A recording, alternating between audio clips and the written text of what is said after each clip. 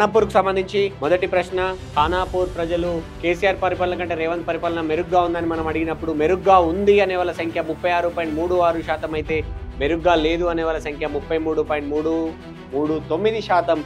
అలాగే ఇప్పుడేం చెప్పలేమనే వాళ్ళ సంఖ్య 30.30. అంటే దాదాపు కొంచెం సానుకూలంగా ఉన్నప్పటికీ కూడా ఓవరాల్గా చూస్తే 50-50 అంతా అవును కాదు చూద్దామనే అలాంటి అభిప్రాయంతో ఉన్నట్టు చాలా స్పష్టంగా కనపడుతుంది. ఓవరాల్గా అయితే మన శాంపుల్స్ ప్రకారం, సెప్టెంబర్లో తీసినటువంటి శాంపుల్స్ ప్రకారం కేసీఆర్ పాలన కంటే రేవంత్ పాలన మెరుగ్గా ఉందా అంటే అవును మెరుగ్గా ఉంది అనే వాళ్ళ సంఖ్య ఎక్కువగా ఉంది.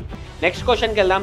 నెక్స్ట్ క్వశ్చన్లో భాగంగా రేవంత్ పరిపాలనకు మీరు ఇచ్చే మార్కులు ఎన్ని అంటే ఖానాపూర్ ప్రజలు 54.54% ప్రజలు 50 మార్కులు ఇచ్చారు. 18.18% మంది ప్రజలు 75 మార్కులు ఇస్తే 18.18% ప్రజలు 25 మార్కులు ఇచ్చారు. మిగతా ప్రజలు 9.5% ప్రజలు 100 మార్కులు ఇచ్చారు. సో నెక్స్ట్ క్వశ్చన్కి వెళ్దాం.